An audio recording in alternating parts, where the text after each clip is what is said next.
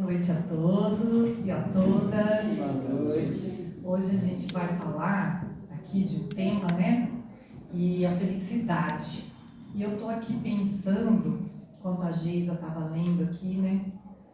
O que é a felicidade pra gente? Pra mim, vir aqui hoje, como eu escrevi no grupo de WhatsApp, lá da nossa casa, e matar a saudade que eu tô de vocês é felicidade. Isso é felicidade. Né? A gente tem que, como sempre, né, gente? Todas as palestras que eu vou fazer, eu vou colocar aqui. Vocês acharam que não, né? É que assim, às vezes tem os que não me conhecem, eu pego a palavra, vou na origem da palavra, aí vocês falam, ela parou, né? Não parei, não vou fazer de novo. Que é importante. Mas nessa parte do Evangelho que a Geisa deu pra gente, é uma afirmação, né? A felicidade não é deste mundo. E eu coloquei, a felicidade é deste mundo? Eu não disse que ela não é. Estou fazendo uma pergunta. Porque a gente vive hoje num mundo de redes sociais, né, gente? Todo mundo aqui tem, né? Instagram, Facebook, o X, né? O ex-Twitter, né? Que bom. Interessante. E alguém posta tristeza? Desespero? Às vezes a pessoa posta um luto, eu fico bem até inclusive nervosa, que não posta quem que é que morreu, eu fico desesperada, você não sabe o que aconteceu, né? Você fala, mas tá aqui, enfim. Mas a gente quer postar o quê? Alegrias, né? Então essa pessoa vai para a rede social, vai comer no restaurante.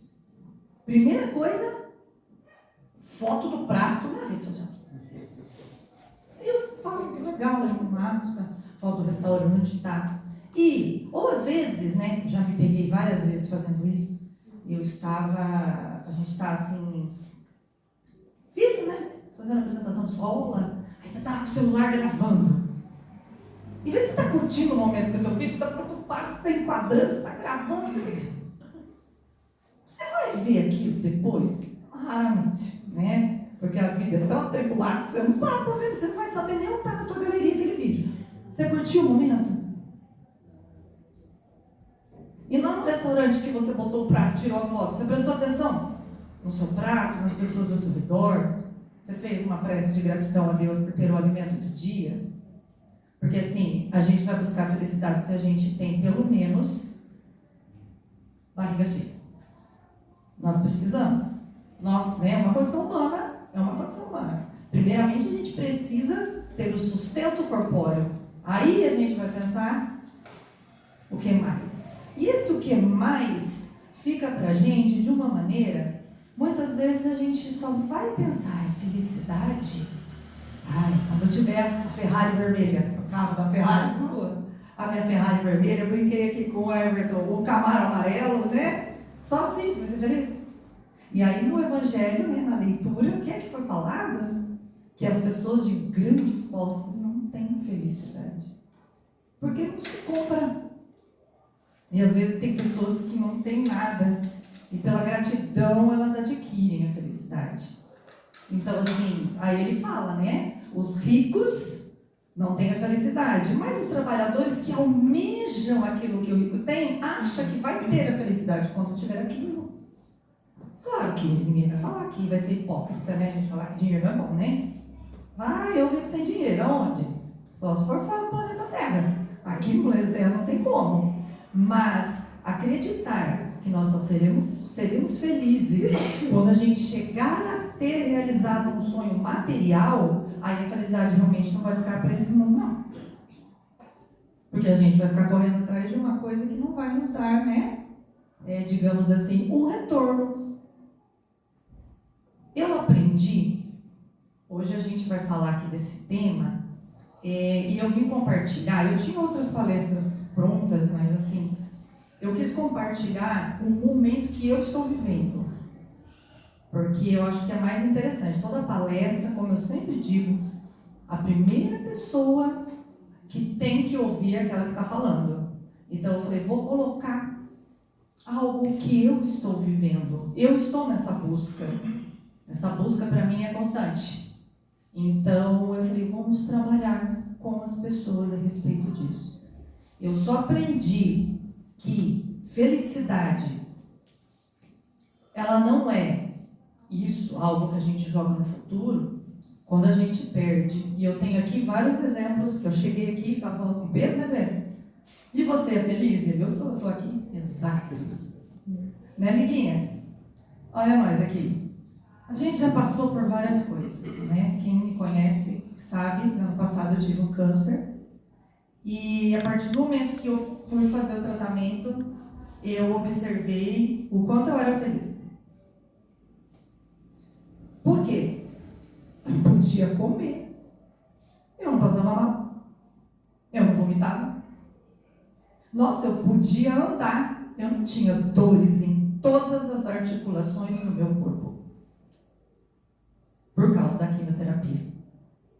Então eu fui observando que até mesmo as necessidades fisiológicas, até isso, a gente tinha que ser grato. Até isso. Então, a partir do momento que a gente passa por um choque, né? Porque isso é um choque, isso é um marco na vida de uma pessoa. A gente passa a encarar a vida de uma maneira diferente. E não porque a gente é melhor que os outros, muito pelo contrário, porque a gente sofreu demais. E é impossível continuar igual. Então, assim, eu estou completando, agora em agosto, eu vou completar 1 ano da minha quimioterapia, que ela terminou. E eu me pego pensando, meu Deus, né? Ano passado eu estava assim, meu Deus, quando será que eu vou voltar a ser como eu era antes? Eu já cheguei à conclusão que nunca. Não vou. O meu corpo não aguenta mais as atividades físicas que eu fazia e atividades físicas do dia a dia que eu estou falando. Estou voltando a trabalhar esse ano e só o meu trabalho, que eu sempre amei, que eu sou professora de história, é pesado. Então eu tive que me reconstruir, né? Tomar ali uma base, eu digo assim, eu brinco assim, é o fundo do poço, né? Eu estou escalando ainda. Eu não cheguei assim, mas eu vou chegar. Eu tenho certeza que eu vou, porque eu estou em busca. E aonde foi que eu encontrei uma tranquilidade maior para passar por essa fase difícil que quase ninguém comenta, que é o pós-câncer? Porque ninguém comenta o quanto é difícil você continuar vivendo a partir deste momento que você, né, está em remissão. A gente não vê isso em lugar nenhum. Onde eu encontrei apoio? Na casa espírita, não aqui, porque daí eu, por causa da questão de tempo, do meu trabalho, eu estou frequentando agora lá em Londrina, no CEAME. E lá também, passando por tratamentos espirituais, comecei a fazer terapia para poder dar conta, né, gente? Terapia é vida. Terapia é pesado, muitas vezes é. Não é fácil, não é para qualquer um, não. Tem gente que faz terapia de louco. Não, gente. O louco não faz terapia. Pode ter certeza. Né? Não que eu seja normal, mas fazer terapia é só para quem tem coragem de olhar para si mesmo. E é isso que eu estou fazendo. E é muito difícil. Difícil e dolorido. Eu faço terapia de quinta à tarde. Tem dia que eu saio daqueles espíritos que eu falo, mas eu vou ter que dar aula agora. Meu pai do céu, não devia ter vindo. Eu não devia ter vindo, eu estava bem. Mas é assim. Né? É igual as minhas dores. As dores no meu corpo, elas passaram a melhorar quando eu encarei e falei, bom, eu tenho dores, então é melhor eu ter dor de uma vez fazendo exercício físico, para depois eu ter um alívio. Ou seja, você escolhe em que momento você quer ter a dor, pois que a dor é a certeza. E aí você fala, Marilyn, você vem com o tema, a felicidade é deste mundo? Sim. Claro que sim. Nós não estamos aqui hoje, aqui nesse momento, nessa casa espírita linda, iluminada, cheia de trabalhadores incríveis, de pessoas maravilhosas, os meus amigos, isso para mim é felicidade pura, plena. Meu filho passou no vestibular, está na Universidade Estadual de Londrina, depois de a gente ter passado tudo que a gente passou juntos ano passado. Uma felicidade maior para uma mãe do que ver um filho estando bem, encontrando o seu caminho. Não interessa, gente, você tá o caco, você está se arrastando. Meu a gente não valoriza esses momentos. Então é muito importante a gente direcionar o nosso olhar. A minha proposta aqui hoje é a gente falar nesse sentido, tá? Então não é você pensar assim, nossa, Mary, mas você já começou, né? Você vem e fala justamente o contrário do que estava no Evangelho. Você está fazendo igual nas suas aulas de história, deixando os alunos tudo pirado, né? Desconstruindo. Não, não é isso. Eu quero trazer para vocês uma outra visão de possíveis pequenas felicidades que nós temos. E aí, olha só, vamos bater um papo leve, espero, divertido, inspirador sobre um tema que confesso que me tira o sono de vez em quando. A felicidade é desse mundo? Eu me pegava pensando, né, todos esses períodos que eu passei. Origem da palavra, lá, falei que vinha, olha só. A palavra felicidade, segundo o filósofo Mário Sérgio Cortella, eu adoro ele, gente, eu acho ele incrível. E ele disse que ela tem origem do latim felicitas, derivada de felix, que significa fértil ou próspero. Cortella explora essa etimologia para relacionar a felicidade com a ideia de fecundidade. Não apenas no sentido biológico, mas também no sentido de impedir a desertificação dos sonhos e garantir o futuro promissor. Felicidade é esperançar. Ele também trabalha com esse verbo, né? Não é uma esperança que você espera, é uma esperança que você age enquanto espera e ela chega. Então, estamos sendo fecundos? Os nossos sonhos estão ainda ativos? Ou a gente já está com tudo no deserto? Desertificando tudo. Nem pensando em si. Isso é importante, a gente tem que rever isso. É uma vibração intensa da vida. Aqui eu tirei de uma palestra, tá, gente? Dele que eu assisti. É uma vibração intensa da vida que em determinado momento faz com que eu sinta que vale ter vivido. A felicidade é uma ocorrência eventual. Nós temos momentos felizes. Então, aqui acalma o coração. Para quem ouviu uma coisa do Evangelho, viu um título diferente. Então, a felicidade plena a gente não vai ter. Todos os dias felizes, né? Então, ali no Evangelho falou, um ano, um mês, uma semana, um dia, que sejam 2 minutos, 1 minuto. São momentos de felicidade. E aí, como é que fica então a ideia da Terra? A Terra é um vale de lágrimas ou uma escola de alegrias? Uma pergunta. Nós crescemos ouvindo isso, que a gente está num planeta de provas e expiações e que a gente tem que passar por essas provas e acabou, é assim. E ponto final. Aí fica como? Um vale de lágrimas. Provas e expiações são boas? Não, é aquela história, não vai pelo amor, vai pela dor.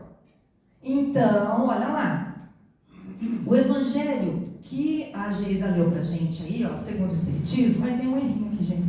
Segundo o Espiritismo, no item 20, que é o que a Geisa leu, ele traz a felicidade não é deste mundo, a Terra é um mundo de expiações e provas. Mas isso significa infelicidade eterna? Não, não significa. Então, assim, temos momentos felizes, mas a questão é, nós estamos prontos para observar esses momentos felizes e curtir esses momentos felizes? O que é um momento feliz? Você ter saúde. Não tem outra palavra. Você não está em um hospital. Todas as suas funções fisiológicas estão funcionando. Meu Deus, isso é maravilhoso. Isso é a expressão de Deus, a expressão da vida. São os cuidados de Jesus sobre cada um de nós. Mas a gente só percebe quando a gente perde. E aí falta. Aí você está lá no hospital, de que maneira? Com qual cabeça? Como é que você está feliz dentro de um hospital? Alguém está feliz dentro de um hospital?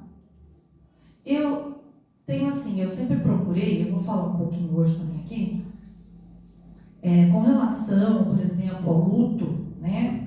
O meu irmão, que eu passei cuidando dele na UTI, junto com a família, nos momentos mais difíceis, de maior desespero da gente, de saber que ele estava partindo, né?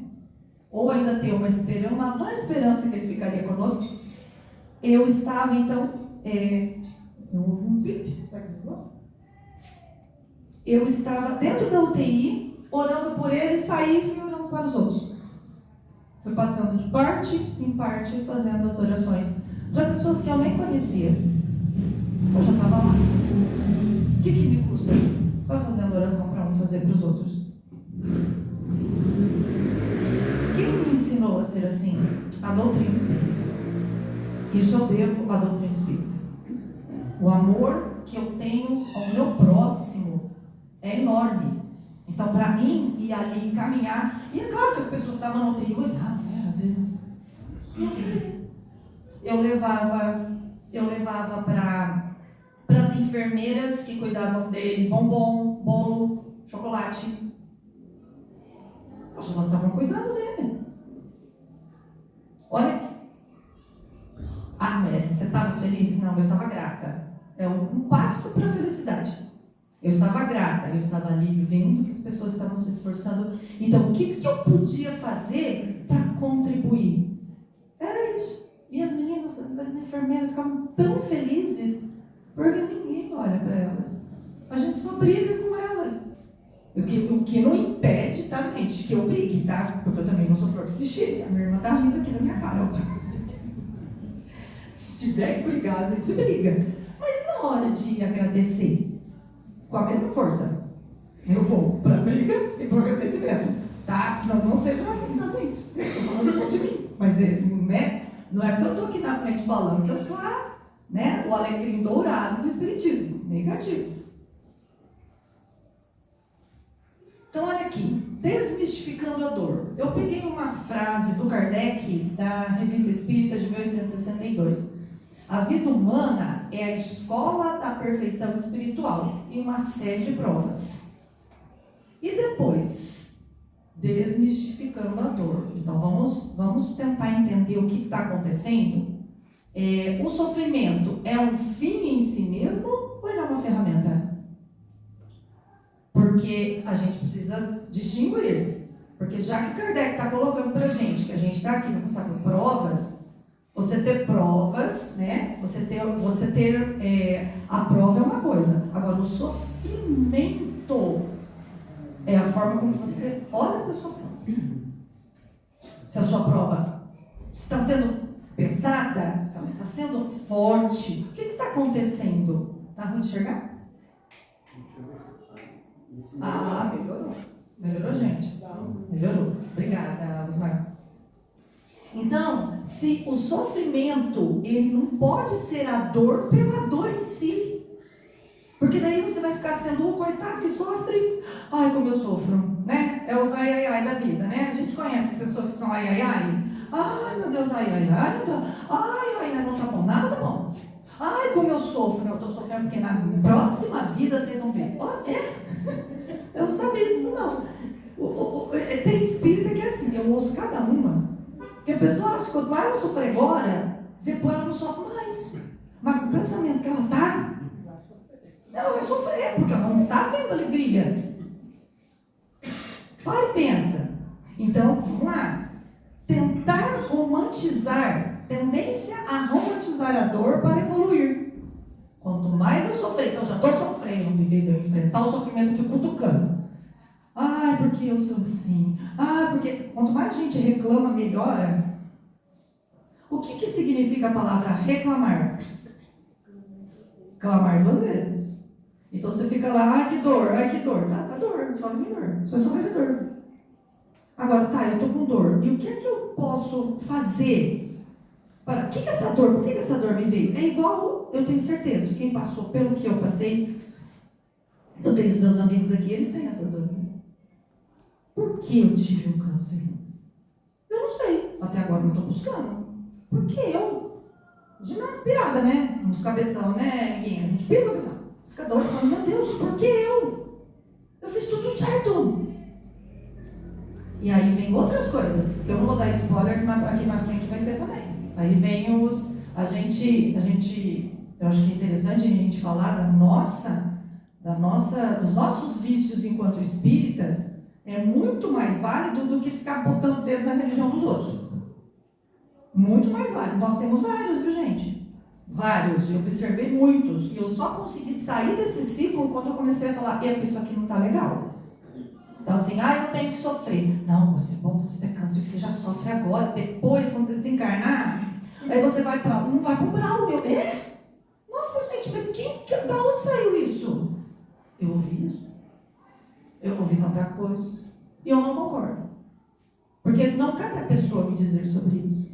A pessoa que quer consolar, mas fala coisas que não é da doutrina. E aí parece que é um lugar comum e fica todo mundo repetindo. Não pode, porque não é essa a ideia.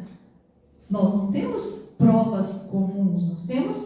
Nós somos indivíduos, evoluímos individualmente e também coletivamente. Então, será que a gente está pronto para a Terra de regeneração? Porque o nosso planeta está passando. Kardec a gente já ouviu falar lá atrás, né? No século XVIII, século XIX, no XX, já estamos no XXI, gente. A regeneração está chegando, estamos prontos? Se a gente romantizar sofrimento, não. E Allan Kardec e o Evangelho segundo o Espiritismo diz, a vida é uma escola, né? Eu fui lá e procurei, também está na revista Espírita. As lições podem vir de várias formas, não só pela dor extrema. A gente pode aprender e evoluir sem dor. Eu comecei falando que era por amor ou pela dor. A gente pode, não precisa de dor para evoluir. A gente precisa entender isso, né? E lições podem vir... A dor é um convite à reflexão. É um empurrãozinho. Então, vamos lá. Não optei pelo amor, porque a gente é teimoso, eu sou teimosa. Tenho certeza que não, você vai tomar assim agora, você vai carregar. Tá, beleza. Mas o que eu fiz com a dor que eu passei? Eu ignorei e continuei fazendo tudo igual? Qual é a chance de eu voltar a ter a dor de novo? Tá na cara, né? Então, a dor é reflexão. Não é porque Deus é injusto. Uma das primeiras coisas que eu falei quando eu descobri meu câncer, meu não, né? Já foi embora, não é meu não. Pode ficar por aí, pra mim não, né? Meu. Eu descobri no dia 8 de março, no Dia da Mulher. E aí vai contar pra família, vai contar pro meu marido. Aqui minha família presente. Uma das coisas que eu disse foi, não quero ninguém olhando para mim com cara de dó e muito menos dizendo que Deus é injusto. Foram as duas frases que eu falei. Porque daí vem aquele turbilhão de coisas, né? Para jogar em cima de você. Eu falei, não. Tu tem que ter uma explicação, eu não tenho, mas tem. Em algum lugar ela está. E o que eu tenho que fazer com a dor? Refletir. Pensar o que me levou a chegar a esse ponto. E aí, eu comecei a dar valor em várias coisas diferentes. Então, pode ser esse um dos fins? Pode. Olha lá, valorizando a jornada. A felicidade não é a ausência de problemas. É a capacidade de lidar com eles. Aprender e seguir em frente. Olha isso, gente. A alegria, o prazer, o contentamento também são instrumentos de progresso. Você pode estar alegre, você pode estar feliz, você pode estar contente, estar progredindo.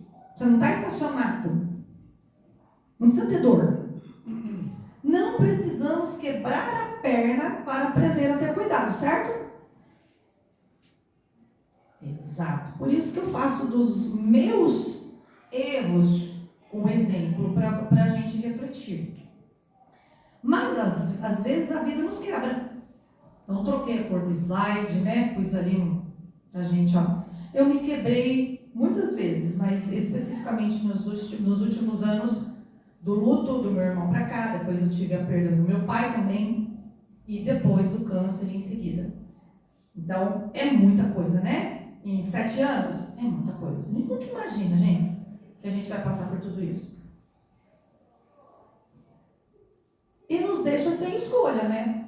E o que a gente acaba fazendo? Acaba se vendo perdidos, solitários, e vários julgamentos nas nossas dores. Aí é que entra as frases que eu ouvi, tá? De amigos, assim, quero tentar ajudar, vamos ajudar, e fala as coisas. Aí eu vou partir para o lado do quê? Do que é um desnortear o Espiritismo. O Espiritismo não foi feito para ser aplicado assim, ó. Você está de luto, Mary? Você está chorando? Sério? Mas você é espírita? Espírita não chora porque alguém na família morreu. Fica feliz. Eu não sabia, eu não consigo ficar feliz. Eu não consigo. E está tudo bem. Mas isso é uma cobrança pesadíssima em cima de uma pessoa. Porque você não faz o seu luto, isso vai te trazer problemas, como eu tive. Uma das questões que o meu médico falou, quando eu recebi o diagnóstico, ele falou, olha, pode ser algo que aconteceu há 5, 6 anos atrás para cá, eu já catei na hora. Né? Eu fiz o meu luto. Espírita não pode chorar pela perda das pessoas. Pode sim, espíritas, chorem. Chorem, converse com Deus, converse com o seu ente querido. Mande boas vibrações para ele, peça ajuda para Deus para que você possa passar. Não é fácil.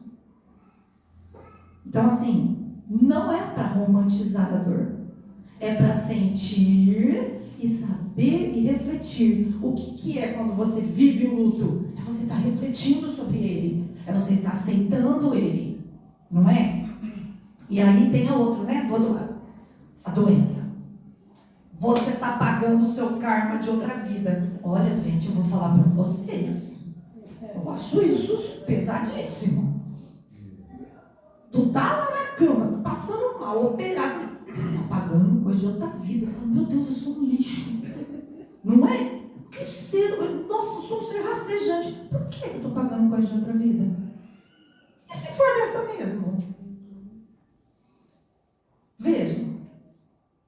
Às vezes a gente até quer ajudar a pessoa. E a gente acha que não ajuda, não. A mim não ajudou. Nenhuma dessas duas afirmações. Então, assim, devemos engolir os lutos e amar o sofrimento? E ficar torcendo para o próximo morrer? E você ficar sofrendo. Ai, como eu... Ai, como eu sofro. Não. Não pode ser assim. Quer dizer... É a minha versão, né, gente? Como disse, que é para vocês, trazendo aqui, abrindo meu coração, para que vocês aprendam com os erros que eu tive. Olha, o que eu tenho aprendido, então? Primeiro, olha o coraçãozinho aqui. Primeiro eu. Outro conflito. Primeiro eu. Aí você fala assim, como assim? Isso eu brigo com a minha psicóloga, tá? Brigo. Ela fala... que eu tenho que cuidar de mim, que tem que ser eu. Eu falo, mas isso é egoísmo? Alguém mais concorda? É egoísmo, porque você lê o Evangelho. E como assim? Amar ao próximo como a ti mesmo. É primeiro você. É aquela velha máxima que a gente tem, né? Você está dentro de um avião, né? A cabine deu um problema. Primeiro você põe a máscara de oxigênio para depois ir no outro. Eu não fazia isso. Eu largava absolutamente tudo para cuidar de quem fosse. Todos. Amanhã, todos. E eu sou professora, então vocês imaginam o peso disso. 500 alunos por ano, mais ou menos. Dou aula há 26 anos. Eu sei que não parece. Esticando, né? Para e pensa, quem lida com pessoas todos os dias, Fica aí. Ó, então vamos lá. Caridade também é cuidar de si mesma. As pessoas pensam que caridade que é outro problema, né? Fora da caridade não há salvação. Ah, então eu vou pegar umas cobertas, vou passar na rua distribuindo para as pessoas. Pronto, estou salvo. Ninguém falou isso. O que é caridade? Cuidar de si mesmo é caridade. Ninguém está falando de egoísmo, né? Ninguém está falando de orgulho. Não é isso. Mas é você olhar primeiro para você. Muitas vezes a gente abre mão, né? No meu caso, é abrir mão de coisas minhas pelos outros. Os outros estavam em primeiro lugar. Nem o filho. A gente tem que fazer isso. Primeiro é a gente. Meu filho está com 19. Eu continuo fazendo. Eu continuo. Ai, filho, você para tudo. Já é um homem. Caramba, Marilyn, acorda. Eu falo comigo, gente. Imagina dentro de casa, como é que não é? Então, ó, auto-amor, se amar, se preservar. Depois, o auto-perdão. Não remoer o passado, se autocondenando, cutucar a ferida. Naqueles momentos doloridos, tem tanta coisa boa. E por que a gente vai procurar coisa ruim para remoer? Remoer é boa. Eu falo para mim isso também. Quem sabe uma hora entra, tá? Estou tentando. Orar por si mesmo. Orar por si mesmo não é egoísmo pedir ajuda. Não é. Você não é menos forte porque você pede ajuda. Você não é menos forte porque você chora. Você não é menos forte. É isso que eu tenho que interiorizar. Pelo contrário, a sensibilidade também é força, né? Vamos continuar. Sejamos águas dos rios e deixemos fluir. Aí eu coloquei um desenho do riozinho ali, para a gente não ficar estancando. Vocês já ouviram falar da palavra mágoa? Já ouvi muito isso também. A mágoa dá câncer. Que legal. E aí? Primeiro que eu sou do signo de câncer. Misericórdia, você pensa no bicho magoado, sou eu. Qualquer coisa magoa. E guarda. É para fluir. Flui. Deixa. Se não é para você, como que você segura o sofrimento? Relembrando, remoendo. Então, quando você vai fluindo, olha lá, vamos lá vendo. Reencarnações. Tudo que acontece com a gente espírita, que a gente fala, vida passada. Na vida passada, e tem outros não. Tem uns que já são mais deslumbrados e falam assim, eu queria tanto saber o que eu sou na vida passada, pensando que foi a Cleópatra, né? Júlio César, Cleópatra. Menino, penso não vai vir coisa bonita, vai dar conta depois. Então assim, será? Olha lá, ó, nem sempre tudo tem a ver com a vida passada. A maioria dos nossos problemas, gente, já cansei de ver palestrante espírita falando, é dessa vida, não é de outra não. A gente tem as nossas, né, as nossas questões que a gente se esconde atrás. Então, nós temos isso. Somos seres espirituais. Eu aprendi isso. Somos espíritos que carregam várias personas de outras vidas dentro de nós. Sim, a ponto de se auto-obsediar. Eu não conseguia fazer uma oração até eu chegar na casa espírita depois dos meus tratamentos. Eu falei, o que está acontecendo? Aí eu fui fazer um tratamento e falei, eu tinha ali pelo menos umas 3 personalidades da minha vida passada conflitando dentro de mim, falando, sabe, e eu já tenho mediunidade, então vocês imaginam como é que ficou, né? Já não sabia se era espírito, se era eu, o que era que estava acontecendo, mas existe isso, e isso aqui eu descobri, que a gente carrega. Então assim, e nem sabe, não é porque você carrega isso que você sabe o que você fez, não. São essas questões. Você tem alguns momentos, por exemplo, você é um exemplo bem bobo. Eu sou uma pessoa tão boa, mas de repente mexeu com dinheiro, nossa, aí você vai ver o meu lado. O que é isso? Da onde é isso? Que todos nós temos esses lados mais obscuros. E aí, desses lados vem e são possíveis de tratar. Ainda bem, né? Por isso que eu estou aqui falando hoje. Aprendendo a falar. Falar sobre sentimentos, pensamentos. Ser mais água e deixar fluir. Não ficar guardando tudo por medo de ofender as pessoinhas, que muitas vezes te ofendem. Mas não é para você brigar, xingar o seu irmão. Não. É você olhar para você. Muitas vezes é um não bem dado na hora certa. Parar de dizer sim para tudo. O sim que pode te obstruir no caminho. Você tem que abrir mão de alguma coisa que você tinha que fazer. Tá? Nesse sentido. Não sei se está ficando claro, tá, gente? Eu não vim aqui fazer um papel invertido, não. Onde Kardec nos ensina a sorrir? Aí vamos lá.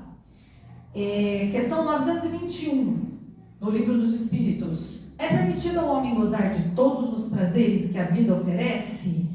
Olha a pergunta, gente. E o Kardec está lá em 1860, preocupado com isso. Por isso que eu coloquei no começo que eu não durmo pensando nessas coisas. Então, olha lá. Sim, é permitido a gente usufruir das coisas boas da vida, dos prazeres que a vida nos oferece, mas não com o intuito de prejudicar a sua saúde ou o seu espírito. Pronto, não precisa falar mais nada. Já entendeu? Não é para sair, rave, encher a cara, fumar, cheirar. Não é isso. Isso não é usufruir dos prazeres da vida. Então, é sempre se cuidando. E aqui, na questão, continuando, na 922, a felicidade terrena é relativa à posição de cada um. O que é suficiente para a felicidade de um, faz a desgraça do outro. Há, entretanto, uma medida comum de felicidade para todos os homens, para a vida material, a posse do necessário. Todos nós precisamos estar, nós temos necessidades, é a dignidade humana, a posse do necessário, Para a vida moral, a consciência pura e a fé no futuro. Consciência pura. Pronto. Deitou no travesseiro, dormiu? Está tranquilo com as suas ações? Ótimo, esse é o caminho da felicidade. E você olha assim, isso já é um motivo, um momento feliz. Eu imagino assim. O Evangelho é um reino interior. O reino dos céus aqui e agora. Olha lá, no capítulo que a gente estava lendo, Jesus, ele inteiro, Jesus nos convida a buscar o reino dos céus dentro de nós. Dentro. E eu fazia estudos aqui na casa, alguns anos atrás, sobre as obras do Emmanuel, com o nosso. Ele sempre falava isso. O reino dentro de cada um. Não é você olhar e se autocuidar? É isso. Esse reino é paz, alegria e amor. Está em cada gesto de bondade e em cada sorriso. Isso é felicidade. É você poder sorrir. O lado B da felicidade, olha lá, a importância do momento presente. Estamos sempre correndo atrás de um. Quando eu tiver isso, quando eu tiver aquilo, a vida passa e a felicidade fica ali do lado. Chico e André, lá no livro Nosso Lar, falam sobre a necessidade de viver o agora. Valorizar as pequenas alegrias, os encontros simples, como o de hoje aqui, e nós estamos. A alegria e a felicidade que eu estou aqui de poder estar compartilhando com vocês e revendo os meus amigos queridos, vendo minha família aqui junto. Isso para mim não tem preço, não é o que pague, gente. Está terminando, tá? Então, vamos sim para o encerramento. A felicidade é deste mundo? Sim. Um sonoro e vibrante? Sim. Pode ser sim, é um direito nosso. É um convite de Deus, nós fomos feitos à sua imagem e semelhança. E quem diz que Deus ia querer criar gente que só passa por dor, por injustiça, falta de piedade? Isso não condiz com o que ele representa, com este ser grandioso representando nossas vidas, não anula as provas que a gente tem que passar, mas nos dá força. Não ignora a dor, mas nos ensina a transformá-la. Então, olha só, eu vim aqui, expus minha dor para vocês, na tentativa de transformá-la, que eu não me transformei, então tentar. Mas só de abrir, colocar e compartilhar, já é um caminho que a gente está seguindo, né? E, para a gente finalizar, olha lá, viva o momento, viva para o seu propósito, que cada dia seja inesquecível. E viva a vida com leveza. E eu queria trazer essa leveza para dentro da nossa doutrina.